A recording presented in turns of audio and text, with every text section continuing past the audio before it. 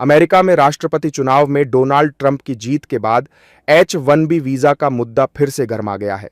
लेकिन आश्चर्य की बात यह है कि जो ट्रंप अपने पिछले कार्यकाल में H-1B वीजा के मुद्दे पर बहुत सख्त रूख रखते थे, अचानक से उनके सुर बदले हुए नजर आ रहे हैं। दरअसल ट्रंप ने हाल ही में H-1B वीजा का समर्थन करते हुए कहा कि अमेरिका को बाहर से आ रहे बहुत से योग्य लोगों की जरूरत है। देश को स्मार्ट लोगों की जरूरत है। उन्हें अमेरिका में पहले से ज्यादा जॉब के अवसर उपलब्ध कराए जाने की उम्मीद है। ट्रंप का ये बयान उनके 2020 में दिए गए बयान से एकदम उलट है। ट्रंप ने 2020 में H-1B वीजा को निलंबित कर दिया था। तब उन्होंने कहा था कि H-1B वीजा से अमेरिकी कंपनियां कम वेतन में विदेशी वर्कर लाकर अमेरिकी लोगों का नुकसान करती है। H-1 वीजा पे विवाद तो काफी वर्षों से है, कोई नई बात नहीं है। भारत की अक्सर ये मांग रही है कि H-1 वीजा को और रिलैक्स किया जाए। अमेरिका में ये कहा जाता है कि लगभग 70% जो H-1B वीजा है वो भारतीय मूल के लोग उसका फायदा उठाते हैं।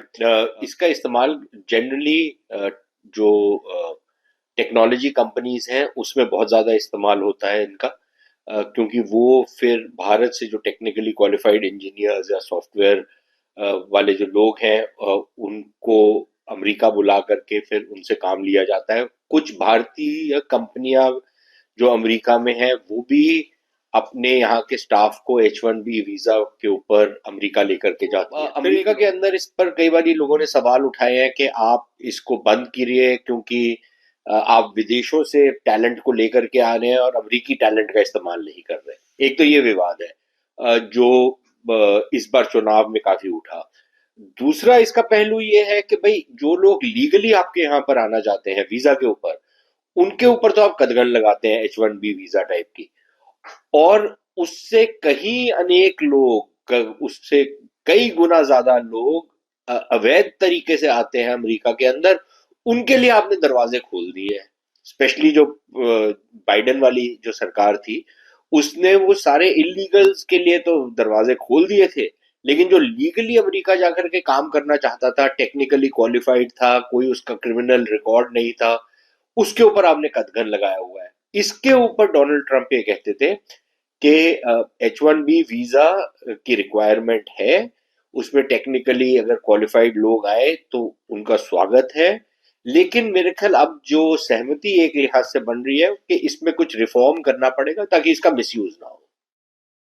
ट्रंप द्वारा H-1B वीजा का समर्थन करने के बाद से ट्रंप समर्थक दो खेमों में बंट गए हैं।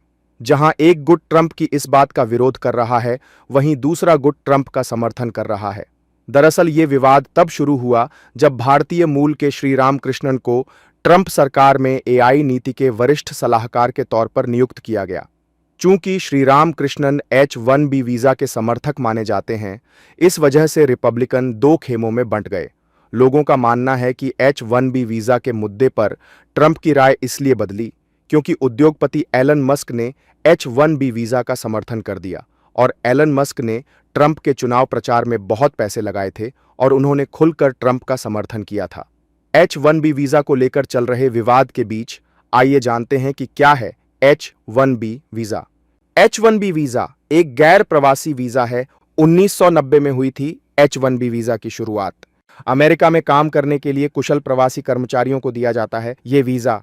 इस वीजा की अधिकतम अवधि 6 साल की होती है। हर साल 65,000 लोगों को दिया जाता है H-1B वीजा। H-1B वीजा के तकरीबन 5 साल पूरे होने के बाद व्यक्ति अमेरिकी नागरिकता के लिए आवेदन कर सकता है। H-1B वीजा धारक अपनी पत्नी और बच्चों के साथ रह सकता है। H-1B वीजा से तो अमेरिका को कुशल कर्मचारी मिलते हैं, फिर अमेरिकी नागरिकों में इसको लेकर असंतोष क्यों है, आइए जानते हैं। H-1B वीजा के कारण अमेरिकी नागरिकों के एक धड़े में है भारी नाराजगी। अमेरिकी नागरिकों का मानना है कि विदेशी सस्ते लेबर के कारण मारे जा रहे हैं। उनके हक अवैध प्रवासी नागरिकों के कारण भी अमेरिकी नागरिकों में फैला असंतोष। प्रूव करना पड़ता है कि जो आपके पास स्किल्स हैं, काबिलियत है, वो भारत में नहीं है। अरे 140 करोड़ लोग हैं, सबको जान, बल्कि अगर कोई एक्सपर्ट है इथियोपियन कुकिंग में या फिर जापानीज़ कुकिंग में, उसके लिए आसान हो जाता है क्योंकि वो एक्सपर्टीज़ हमारे पास नहीं है।